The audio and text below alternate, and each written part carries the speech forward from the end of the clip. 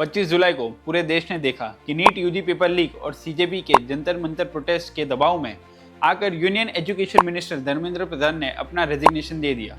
Media बोल रही है कि युवाओं की जीत है, ये डेमोक्रेसी की पावर है, लेकिन मैं आपसे एक सीधा सवाल पूछना चाहता हूँ कि जब भी रास्ते पर एक नेता का दाव लगा रहता है या दाव लगा होता है तो आपको पता है उसकी रूलिंग पार्टी पार्लियामेंट में कौन सा खेल खेल रही होती है। चलो बताता हूँ कौन सा खेल चल रहा था। लोग कह रहे हैं कि धर्मेंद्र प्रधान का रेजिग्नेशन स्टूडेंट पावर की जीत है, पर सच्चाई ये है कि एक मिनिस्टर का रेजिग्नेशन सिर्फ एक पॉलिटिकल सर्किट ब्रेकर है। जब पब्लिक का गुस्सा आसमान पर होता है तब सरकार एक मिनिस्टर की बलि देकर गुस्से को शांत कर देती है, और जब सारा देश जंतर मंतर का तमाशा और मीडिया डिबेट्स में बिजी था तभी पार्लियामेंट के अंदर एक ऐसा बिल पास कर दिया गया जो आने वाले 50 साल तक इंडिया की पावर स्ट्रक्चर को हमेशा के लिए बदल देगा। जिसे आप विक्ट्री समझ रहे हो वो एक्चुअली एक मास्टर स्ट्रोक का स्मोक स्क्रीन है। आप टीवी न्यूज़ पर मिनिस्टर की कुर्सी गिरने का जश्न मनाते रहे और पीछे से पॉलिटिकल मैप को रीराइट करने की तैयारी पूरी हो गई। ध्यान से सुनना, पार्लियामेंट में इंट्रोड्यूस हुआ कॉन्स्टिट्यूशन 131 अमेंडमेंट बिल 2026 और डिलिमिटेशन बिल 2026। इस बिल के तहत लोकसभा की सीट्स 543 से बढ़ाकर 850 सीट्स होने जा रही है। सरकार कह रही है कि ये रिप्रेजेंटेशन बढ़ाने के लिए है, लेकिन इसकी मैथ को ध्यान से समझना।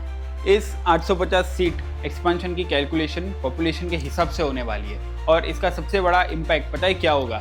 यूपी, बिहार, मध्य प्रदेश और राजस्थान जैसे हाई पॉपुलेशन स्टेट्स की सीट सडनली डबल हो जाएगी। लेकिन तमिलनाडु, केरला, तेलंगाना और कर्नाटका जिनकी पिछले 50 सालों में देश की पॉपुलेशन कंट्रोल टारगेट को अचीव किया है, उन्हें क्या मिला? उनकी प्रोपोर्शनल सीट शेयर कम हो जाएगी। जो पार्टी सिर्फ हिंदी बेल्ट को कैप्चर करेगी वो बिना किसी सदर्न स्टेट को जीते दिल्ली में एब्सोल्यूट मेजोरिटी के साथ हुकूमत करेगी। इसी को बोलते हैं स्ट्रेटेजिक इंजीनियरिंग। देश के विकास में सबसे ज़्यादा टैक्स साउथ और इंडस्ट्रियल हब्स देंगे, लेकिन सरकार कौन बनाएगा? वही जहाँ पॉपुलेशन ब्लास्ट हुआ है। इस स्ट्रक्चरल इम्बैलेंस को कवर अप करने के लिए मास्टर स्ट्रेटेजिस्ट ने एक नहीं बल्कि 2 मास्टर बिलिंग लाइनअप किए हैं। पहला मूव डेलिमिटेशन के तहत सीट्स को 850 तक एक्सपांड करना। दूसरा मूव नारी शक्ति वंदन अधिनियम यानी 33% वुमेन रिजर्वेशन, जो डायरेक्टली इस डेलिमिटेशन के बाद ही एनफोर्स होगा। इसे एक झटके में देश के सबसे बड़ा वोट बैंक यानी वुमेन वोटर्स लॉक इन हो जाएंगे। और तीसरा मूव पता है क्या है? One nation one election. Article 82A के तहत पूरे देश के स्टेट असेंबलीज और लोकसभा के चुनाव एक साथ करवाए जाएंगे। इसका मतलब समझते हो? रीजनल पार्टीज जो लोकल इश्यूज पर इलेक्शन लड़ती है वो एक ही झटके में वाइप आउट हो जाएगी। लोकल मुद्दे खत्म और पूरा चुनाव सिर्फ एक नेशनल फेस और सेंट्रलाइज कैंपेन पर सिमट जाएगा।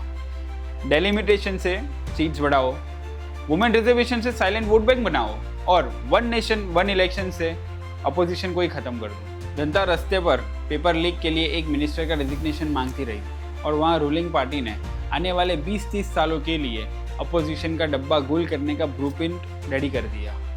मैं किसी पार्टी के खिलाफ नहीं हूँ, ना मैं रिफॉर्म के खिलाफ हूँ। डेलिमिटेशन ज़रूरी है, वुमेन रिजर्वेशन भी ज़रूरी है, और वन नेशन वन इलेक्शन से देश के लाखों करोड़ों का टैक्स बचता है।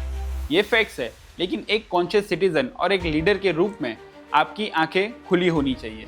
नेता आएंगे और जाएंगे। आज धर्मेंद्र प्रधान ने रिजाइन किया है, कल कोई नया मिनिस्टर आएगा, पर जो कानून पार्लियामेंट के अंदर चुपचाप पास होते हैं वो आपके बच्चों का फ्यूचर और देश के फेडरल बैलेंस डिसाइड करता है। मीडिया के दिखाए हुए डिस्ट्रैक्शन से बाहर निकलो, बिल के ड्राफ्ट्स को पढ़ना शुरू करो। एक देश तभी मजबूत बनता है जब उसकी जनता हेडलाइन नहीं बल्कि सिस्टम के अंदर की गेम समझती है। आपको क्या लगता है, ये एक्सपेंशन देश हित के लिए है या पॉलिटिकल डोमिनेंस के लिए? कमेंट में बताना। मैं हूँ ऋषित राज फोपट, मेरे साथ जागिए, जुड़िए और जीतिए। जय श्री राम, भारत माता की जय।